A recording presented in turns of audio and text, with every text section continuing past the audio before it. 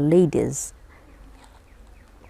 I'm not here sezvanambotaura kuti ndikuconvince kuti imimi chi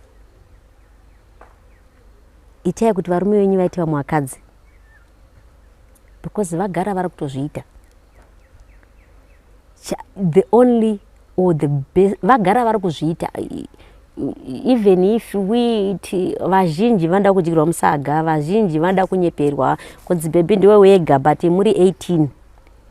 So the issue I'm really saying is be on the open, don't be deceiving. The worst sin on yandinoziva is deception, and deception is to kunyepa kuti ndine 1 iwe une 4, and then the man has to man up.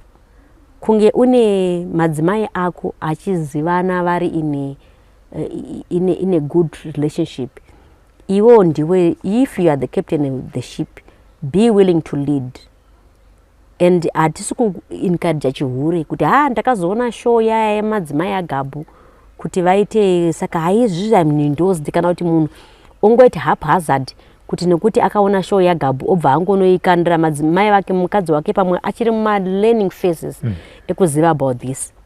Ungosvika unokandira munhu tinomuchema, pamwe anosiya mukadzi anoshokeka, because the way we take information is different, zvichidependa nemunhu wacho.